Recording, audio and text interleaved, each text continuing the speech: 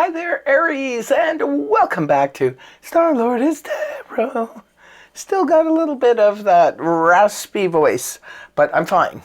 I'm physically fine. It's just overuse of the voice, that's all. It will be back to normal in no time.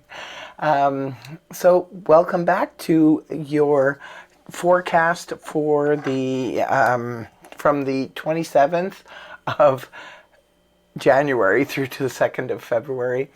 I already shuffled the cards, laid them all out. Let's see what's going on for Aries. First up, we have the Eight of Wands, followed then by the Four of Wands. Next, we have the Six of Cups in the upright, followed then by the Ten of Swords upright. And lastly, we have Eight of Swords. All of your cards are in the upright position here, Aries. Overall energy is the Eight of Wands. You'll be happy to hear this. Fast-moving energy, lots of communication going back and forth, back and forth. For some of you, perhaps you're doing some kind of big business deal. And knowing Aries, you're usually wheeling and dealing. This is great for those of you perhaps who have just put out your resume. Maybe you're looking for new employment. This could indicate that you are getting a lot of attention, a lot of action on that front. For others of you, this is arrows of love, find their mark. Some of you could be meeting somebody new who, excuse me, who just sort of tickles your fancy. And it could be that you are spending a lot of time just communicating back and forth with this person. This can also sometimes indicate a need for sudden travel. Maybe something comes up. It could be on the personal front. It could be also on the business front. Just take whatever applies. Remember, these are just general reads. So something is moving quickly. You could be picking up speed in some area of your life, and it could have something to do with the completion, because the start of the week is the Four of Wands in the upright position, which is a completion to some extent. I mean, it's not the whole enchilada, but it is the best card in Minor Arcana. So this does represent time to celebrate how far we've come. Some of you have taken either a relationship and now put it on solid ground. Others of you have taken a business idea, put it on solid ground.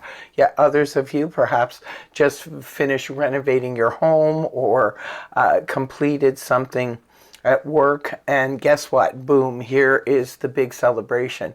So this is just sort of, putting our stake in the ground and claiming something, because we've worked really hard to get here. And it is something that should be celebrated. Sometimes it can indicate, the housewarming party. It can indicate getting together with family for a small celebration, a wedding or something like that. Next card up is the beautiful Six of Cups in the upright position, which is very watery energy. It does also point to the past. This is known as the Blast from the Past card. You could be connecting with somebody, childhood friend. You could be connecting with somebody you haven't seen in a long time. Maybe they're reaching out. Maybe you're reaching out to them. And just, for some of you, you're simply just playing remember when. You're talking on the phone or things like that. Maybe you're emailing back and forth. It's fond memories of the past. For others of you, this can represent the soulmate energy. This could be connecting with somebody, maybe the one that got away, high school sweetheart, things like that. Yet others of you, this could be about meeting someone new that feels like someone from the past, such as in a past life connection. Now, the Six of Cups can also point to a reuniting of people. Like this will come up when somebody's going, say, to a high school reunion or even a family reunion where we're getting together with people we haven't seen in a long time. It's in the upright position. It is a very pleasant energy. So far, so good. Looks like you're off to a good start at the beginning of the week. Moving on towards the weekend, we have the Ten of Wands here. Now, this is a card of overburden. A lot of times, you fire signs, it's funny because it's wands, it's fire energy. You fire signs can get yourself into situations like this because tend to be impulsive and just want to have things through that impatience too. You want to have things go, go, go, go, go, and sometimes you can take on too much. This can sometimes pop up when others are adding more to our plate that we already have going on. So it could be perhaps you're picking up slack for, it could be a spouse, a family member, a friend, could be happening at work. Maybe you're taking on extra workload because maybe one of your co-workers is on vacation or something like that. This can just be carrying a heavy load. The good thing about the Ten of Wands, like the Ten of Swords, it's a 10, so it represents the end. So you're in the final stretch here, Aries, with something. You're about to unburden yourself by what has been.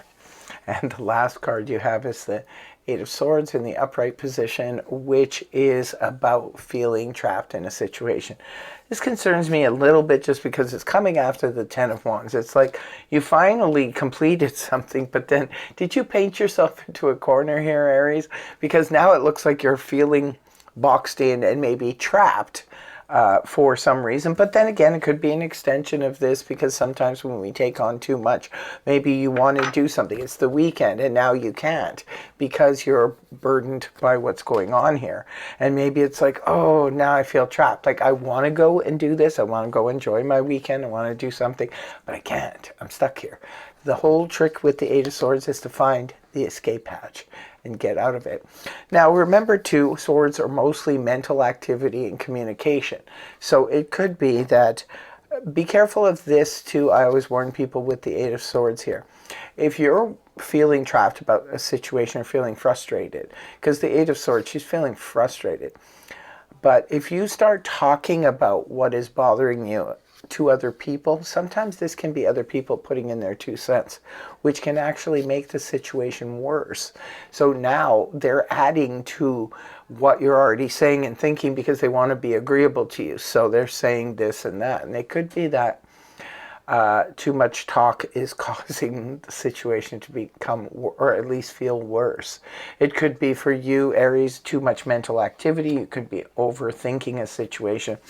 Now, it seems like what I've noticed in the monthly for February for Aries is you guys are closing out something, which makes sense here, celebrating something. It's like you had a goal, you accomplished it, and now you're on to something new. If you haven't seen the February monthly yet, go and check that out, because there's a lot about that in the for the February reading of Aries completing something, but now on to the next challenge. And I feel that, like, even with the weeklies lately with Aries. So interesting. Let us know in the comment section below. In the meantime, I'll be pulling a card from the Wisdom Oracle deck to complete this read. What do we have here for Aries? We have Never Ending Story 37. Never Ending Story. Now, take it how you will. It's your personal message, but Never Ending Story could be, you know, oh, I'm always carrying this burden, or it could be like, oh my goodness, I just always, you know, paint myself into a corner. So be careful with that energy. Aries, I wish you all the best for the week ahead. I want to thank you very much for joining me. I really hope that the reading helped you. If it did, please feel free to like, share, and subscribe, and I will see you again in the next video. Take care. Much love. Namaste. Bye-bye for now.